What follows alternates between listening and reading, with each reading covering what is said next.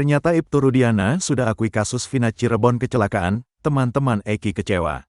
Ibtu Rudiana ternyata sudah mengakui kalau kasus Vina Cirebon yang merenggut nyawa anaknya, Eki ternyata kecelakaan. Hal itu sudah diakui oleh Ibtu Rudiana 8 tahun lalu, saat kasus Vina Cirebon baru saja terjadi. Sebagai seorang polisi yang melihat anaknya tewas di sekitar flyover Talun, Ibtu Rudiana ternyata tak menaruh curiga apapun. Seingat Franciscus Marbun, teman Eki, Ibtu Rudiana pada malam kejadian menandatangi berkas bahwa anaknya tewas karena kecelakaan. Sikap Ibtu Rudiana itu bahkan sempat membuat teman-teman Eki kecewa. Padahal sebagai seorang polisi, seharusnya Ibtu Rudiana mengusut terlebih dahulu peristiwa yang dialami oleh anaknya. Yang saya ingat memang pada malam itu jujur kita teman-teman Eki sempat kecewa sama Pak Rudiana. Kenapa kayak bapakan polisi? Kenapa gak coba diusut? Kata Franciscus Marbun dikutip dari YouTube Uya Kuya, Senin, tanggal 12 Agustus tahun 2024. Seingat Franciscus, pada malam itu Ibtu Rudiana langsung mengakui kalau Eki dan Vina tewas karena kecelakaan. Beliau tanda tangan kalau anaknya meninggal karena kecelakaan. Makanya pada malam itu kita tahunya kecelakaan, ujarnya. Menurut Franciscus, malam itu Ibtu Rudiana datang dengan ekspresi wajah yang sangat sedih. Ekspresinya sedih, jedotin kepala juga ke pintu kamar mayat, pas baru datang, kata Franciscus lagi. Saat itu menurut dia, Ibtu Rudiana sama sekali tidak menanyakan apapun kepada teman-teman Eki yang ada di RSUD Gunung Jati. Saya pribadi yang merasa punya helm, gak ngerasa ditanyain, sampai sekarang, ungkapnya. Bahkan hingga acara yasinan 3 harian di rumah Eki, Franciscus Marbun dan teman-temannya masih mempercayai kalau keduanya tewas karena kecelakaan. Namun sekitar setelah 1 mingguan, Franciscus mendapat kabar bahwa ada pelaku pembunuhan yang ditangkap. Pelakunya ditangkepin, sejak kesurupan itu heboh, satu Cirebon kayaknya itu booming, ungkap dia. Ex-Wakapolri Komjen Purn Ogroseno juga mengaku heran kenapa Ibtu Rudiana di awal kasus tidak curiga dengan kematian anaknya. Padahal sebagai seorang polisi, jika dirinya merasa curiga dengan kematian Eki, seharusnya minta jasad anaknya diotopsi. Anaknya tidak diotopsi, kemudian dia membuat laporan harusnya tanggal 27 tapi baru tanggal 31 Agustus, kata Ogroseno dikutip dari Nusantara TV. Mantan Kabareskrim Komjen Purn Susno Duaji juga meyakini kalau kasus Vina Cirebon adalah kecelakaan.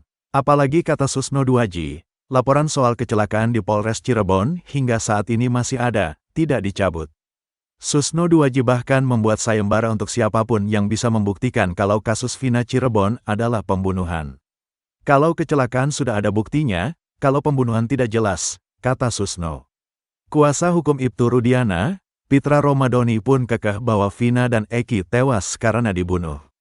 Masyarakat sudah mengetahui ini bahwasanya kasus ini adalah pembunuhan. Sudah jelas dari fakta-fakta yuridis dan fakta-fakta persidangan yang telah terungkap, kata Pitra Romadoni. Bahkan Pitra menantang pengacara Saka Tatal untuk membuktikan kalau kasus Vina Cirebon adalah kecelakaan. Saya tantang Mbak Titin untuk buat surat pernyataan bahwasanya kasus tersebut adalah kecelakaan. Dan saya akan beri 10 juta rupiah kalau dia berani membuat pernyataan hitam di atas putih dan dia posting di akun pribadinya. Tentu akan saya uji nantinya, kata Pitra Romadoni. Kuasa hukum Rudiana sebut kesaksian 2 teman Vina halu. Kuasa hukum Ibtu Rudiana, Pitra Romadoni kini menyinggung 2 teman Vina Mega dan Widi terkait kesaksiannya dalam kasus Vina Cirebon. Kubu Ibtu Rudiana tegas tak mempercayai kesaksian dari 2 teman Vina tersebut dan lebih percaya kesaksian Suroto.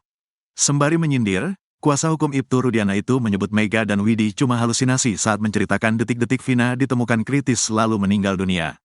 Alih-alih tak percaya dengan Mega dan Widi, Pitra Romadoni Nasution itu justru lebih meyakini kesaksian Suroto, mantan mandor desa yang jadi saksi mengaku sempat mendatangi TKP ditemukannya Vina dan Eki 8 tahun lalu. Seperti diketahui, Suroto sempat bersaksi bahwa dialah yang pertama melihat kondisi jasad Eki dan Vina yang kritis di jembatan Talun sebelum pihak kepolisian datang.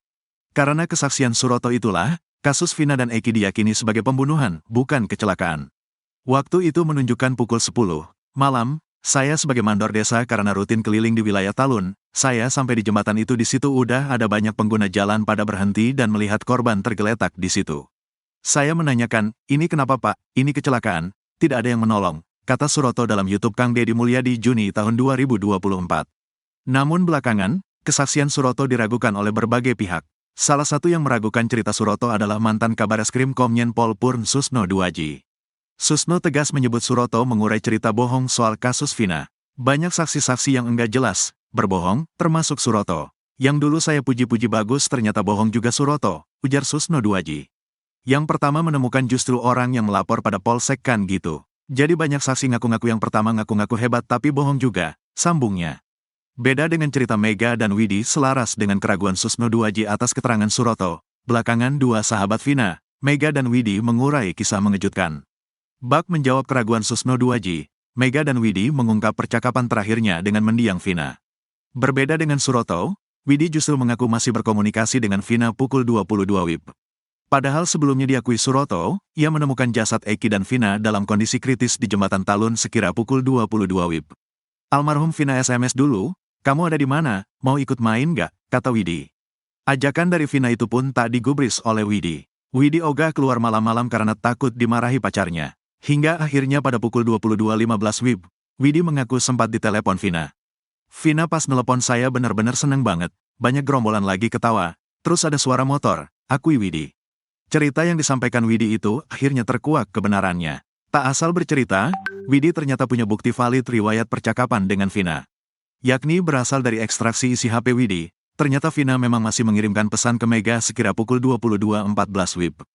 Mau gak Meg, entar dijemput sama kita, kata Vina dalam chat. Keluarga Vina tolak uang amal pemberian putra ex-Bupati Cirebon. Buntut kembali mencuatnya kasus Vina Cirebon yang tewas bersama kekasihnya, Eki, menuai banyak simpati dari berbagai pihak. Termasuk dari kalangan yang menggelar amal untuk membantu finansial keluarga Vina. Salah satunya adalah bantuan uang 30 juta hasil laga amal tarung tinju di Bali. Uang sumbangan itu merupakan hasil upaya Ramadhani Purwadisastra yang merupakan putra ex-wakil Bupati Cirebon Wahyu Ciptaningsih. Ramadhani sendiri berhasil memenangkan tarung tinju melawan Nanda di Bali pada tanggal 3 Agustus tahun 2024. Namun demikian, keluarga Vina menolak uang sumbangan itu dengan alasan sudah mencukupi. Menerima kenyataan itu, Ramadhani Purwadisastra sempat kebingungan. Ia pun menyerahkan uang itu ke sebuah panti asuhan di Bali. Ramadhani mengungkapkan bahwa penolakan uang sumbangan itu saat dirinya dan keluarga berkunjung ke kediaman keluarga Vina. Keluarganya menolak katanya sudah cukup, dan gak usah repot-repot. Dia, keluarga Vina, gak suka kalau dibantu dengan cara dari boxing, jadi menolak, kata Ramadhani kepada Tribun Jakarta, Jumat, tanggal 9 Agustus tahun 2024. Meski Ramadhani mengaku sudah menjelaskan bahwa setengah dari uang itu adalah uang pribadinya, keluarga Vina tetap kekeh menolaknya. Ia ditolak semua, minta dibantu kasusnya agar cepat selesai saja, jelasnya. Oleh sebab itu, Ramadhani mencoba mengalihkan uang tersebut kepada yang membutuhkan. Kita alihkan ke yang membutuhkan di Bali. Ke panti asuhan, jelasnya. Meski demikian, Ramadhani tak menampik jika awalnya dia merasa bingung akan dikemanakan uang tersebut. Sebab ia tak memiliki plan B atau rencana lain. Bingung juga, daripada uangnya kepake mending saya alokasikan ke tempat yang membutuhkan juga, pungkasnya. Diketahui, Ramadhani ikut terseret kasus Vina Cirebon lantaran namanya mirip dengan satu DPO yakni Dani. Padahal dua DPO atas nama Andi dan Dani disebut polisi fiktif, namun ia kadung dibully dan dirujak abis netizen meski saat peristiwa pembunuhan itu terjadi, usia Ramadhani baru menginjak 11 tahun. Bahkan dirinya sampai diteriaki pembunuh ketika keluar rumah. Guna membuktikan ketidakterlibatannya, Ramadhani sering membantah dan akhirnya mengadakan laga amal ini dengan hasil yang akan diberikan untuk keluarga Vina Cirebon.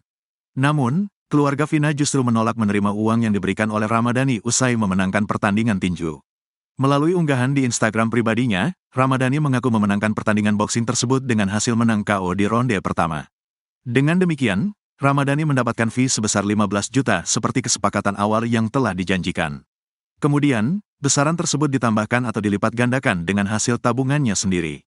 Sehingga secara total, keluarga Vina menolak 30 juta yang diberikan oleh Ramadhani. Dua kejanggalan bukti chat di HP Vina Cirebon, beda dengan pengakuan dua sahabat. Kasus pembunuhan Vina Cirebon dan Eki, yang terjadi pada 8 tahun silam, kini semakin terang benderang setelah bukti chat HP korban terungkap. Bahkan, dari bukti chat di HP Vina Cirebon tersebut muncul dua kejanggalan yang dinilai berbeda dengan pengakuan dari dua sahabat Vina yakni Mega dan Widi. Diketahui, Vina adalah gadis 16 tahun asal kampung Samadikun, Kecamatan Kejaksan, Kota Cirebon, Jawa Barat, yang tewas bersama kekasihnya, Eki, di Jalan Raya Talu, Kecamatan Talun, Kabupaten Cirebon, Jawa Barat pada Sabtu tanggal 27 Agustus tahun 2016. Keduanya disebut menjadi korban penganiayaan geng motor. Ternyata pukul 1 waktu Indonesia Barat, Minggu tanggal 28 Agustus tahun 2016, Vina masih menerima SMS dari Mega. Padahal Mega dan Widi mengaku bahwa mereka melihat Vina dan Eki sudah tewas tengah malam di Rumah Sakit Gunung Jati Cirebon. Kasus Vina Cirebon semakin terang benderang dengan munculnya bukti chat hasil ekstrasi handphone Vina. Dari hasil ekstrasi atau pengambilan data handphone Vina, didapati 2 chat yang paling disorot. Kuasa hukum Saka Tatal Edwin Partogi Pasaribu menerangkan bahwa bukti chat Vina merupakan miliknya. Dia tertarik dengan satu chat yang berada di kolom 55 dan 58. Dalam chatnya, Vina mengirim SMS ke temannya, Widya Sari untuk mengajak main. Yang paling mengesankan dari bukti percakapan ini, percakapan antara Vina kepada Widi kita bisa rujuk di angka 55, katanya. Edwin menerangkan hasil ekstrasi ini terdapat perbedaan waktu 7 jam dengan aslinya karena merujuk pada UTC. Kalau di-Indonesiakan karena waktunya UTC ya waktu dunia, kalau dikonversi ke WIB itu 7 jam. Jadi pukulnya 22 jam 14 menit 10 detik ada SMS dari Vina kepada Widi yang mengajak untuk keluar jalan. Dijemput kalau mau, katanya. Tepatnya, seperti ini isi SMA Vina ke Widi di pukul 22 jam 14 menit 10 detik WIB pada tanggal 27 Agustus tahun 2016. Mau gak Mek, antar dijemput sama kita, tulisnya. Chat itu dikirim dari nomor 0898893940XX. Nah disinilah terdapat kejanggalannya. Jika beda waktunya adalah 7 jam, satu chat lain justru masuk pada pukul 1 waktu Indonesia Barat, Minggu tanggal 28 Agustus tahun 2016. SMS itu berasal dari nomor 089533182338XX. Wah ada di mana pagi ya? Isun udah di rumah Widi, tulisnya. Dalam ekstrasi handphone, tertera waktunya adalah 18 jam 3 menit 4 detik tanggal 27 Agustus tahun 2016. Artinya SMS itu masuk pukul 1 waktu Indonesia Barat. Sedangkan Widya Sari dan Mega Lestari bercerita mereka masih mengirim SMS bertubi-tubi ke nomor tersebut setelah melihat Eki dan Vina mengalami kecelakaan di Jembatan Talun Cirebon. SMS itu dikirim dari rentang waktu pukul 23 waktu Indonesia Barat sampai pukul 0.30 waktu Indonesia Barat. Nelepon gak diangkat dan tidak aktif. SMS terus-menerus ke HP Vina, kamu di mana? Aku gak langsung bilang, kamu kecelakaan. Pakai nomor Mega iya, pakai nomor aku iya, kata Widya Sari. Sekitar pukul 0.30 waktu Indonesia Barat, Widya Sari dan Mega Lestari mencoba menelepon handphone Vina. Sekali tidak aktif, lalu aktif tapi tidak diangkat dan yang ketiga diangkat namun tidak ada yang bicara. Ketika telepon yang keempat barulah ada yang bicara menggunakan handphone tersebut mengabarkan dari Polsek Talun.